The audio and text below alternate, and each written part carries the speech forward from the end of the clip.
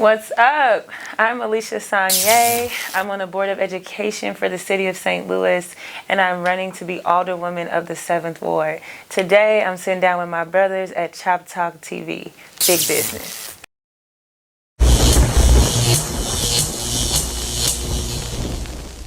Big business, man. Y'all know what it is. Chop Talk TV. This ain't that. Y'all know we ain't keeping no score, and it's definitely big business.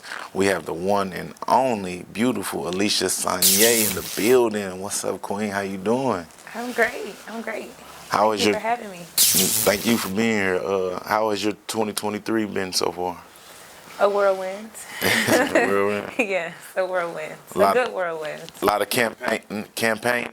A lot of campaigning, a lot of community work, a lot of service, a lot of changes, a lot of shifts. A lot of sleepless nights. Yes. You been up, just Get to it. getting to it. That's what's up, man. Well, how long have you been in politics?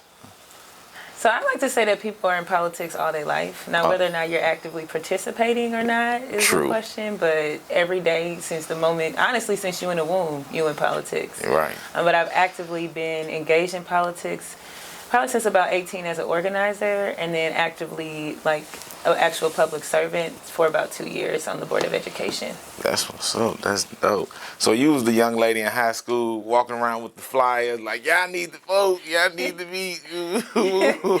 Definitely, and more definitely in college. college.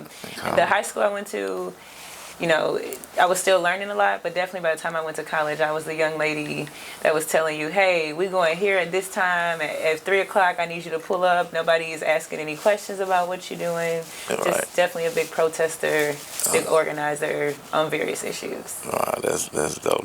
Was people, willingly participating? Was it hard to get people to participate? And you know what I'm saying? When I started as an activist, it was after the murder of Michael Brown. So people were fired up. People were upset about what was going on in their community, and they were looking for a direction. And I almost feel like looking for a leader to follow and trying to figure out what can we do. So I don't feel like it was hard for me to get people to engage and stay up, and do what needs to do, because we were all really upset and angry and knew something needed to be done. Right, absolutely. Where did you grow up at? Well, I grew up in St. Louis County and St. Louis City, the county for most of my childhood, and then most of my teenage years and all of my college years were in the city. Oh yeah. What part of in the county city? Like what? Florissant, where Jamestown Mall used to be, is where I grew up as a child. Spanish Lake a little bit before that, and then in high school in the city, and I went to SLU for college, so definitely like city for that area. All right. See, you was out there in Jamestown Mall in the good area before it got crazy. It was, that was exclusive back in the day. You know what I'm saying? Everybody wanted to live out there. Yeah, absolutely. Yeah. What made you get into the politics? What made you get into it? I think once everything happened, like I remember being 18 and seeing Michael Brown's mom on TV saying, do you know how hard I worked to get my son to graduate high school? And that just kind of hit me real different, because for me, my family, my parents have always talked about college being the bar, but I'm watching this black woman on TV mourn her son and say how hard she had to work to get him through high school. Right. And then when I went out to Ferguson, I saw, what people saw all across the country. I saw honestly big large groups of black people, and I saw a lot of officers who were patrolling them and controlling them and not really answering questions or responding. And then I think once the details come out and you hear about him being left in the streets for 4.5 hours, and knowing that people wouldn't leave their dogs in the street for 4.5 hours, Right. And just all those types of things, I just haven't been able to see the world the same since. So it was a crazy time when that. Yes. It was a lot of shade tree stuff going on, like police departments, like the world had their eye on that, and it was like, I know you were just like submerged in the middle of like And I was 18, and so I was brand new, just moved out the house, had just got to college, was really new to adulthood, but it made me start asking questions like, who decides when the police shows up? Who decides how they shows up? Who buys these, the pepper spray and the bullets that they're shooting off? Who's buying that and who's authorizing this? So I think it just made me start thinking about who has power, who's making decisions, how is this money spent? And I just, I think ever since then, I've really been engaged in thinking about the power. And that was almost 10 years ago. Yes. Like, ain't that when so, I'm like, when she just said that I was 18, I'm like, dang, that was almost 10 years ago. Dang, that was in 14, and it's already 20.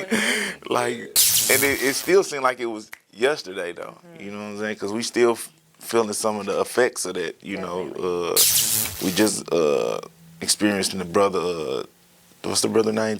Tyler Nicholson, the brother in Memphis, and all of that. Do you actually go out of town and help other, So now that I'm in office here, a lot of my work is more so here. I did help start this organization called the Black Liberation Collective. That's a national organization that teaches college students all across the country how to organize in their city and on their campuses.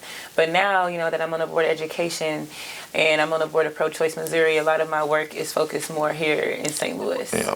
Got to get home together first. And especially now that I'm running for Alderwoman of the 7th, Right. It's all about here in the 7th Ward, a lot of my work right now. Right.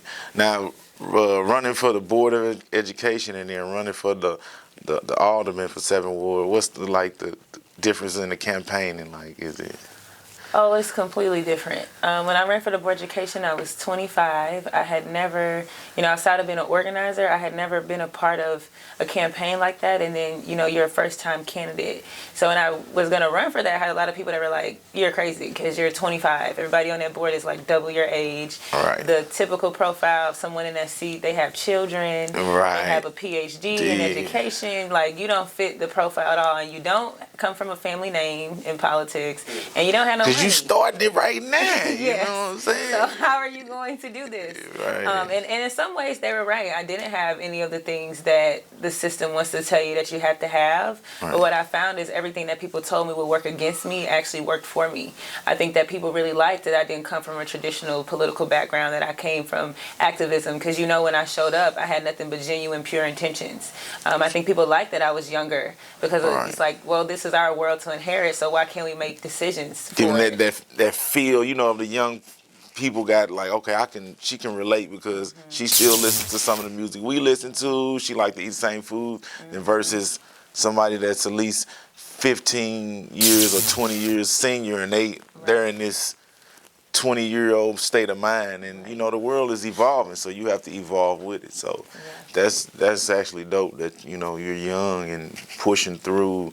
What experiences have you had being the youngest? Have you had a whole lot of scrutiny and they hating? I think that comes with being in a public role. The more, my dad likes to say, if 10,000 people know your name, 1,000 people hate you.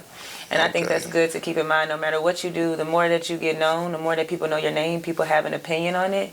And then should you dare to do politics and have my kind of politics, people definitely are going to have their opinions, have their doubts. I think a lot of people kind of feel like, well, how can she do this? How is she able to garner all of this support, raise all this money, really go for these things at 27?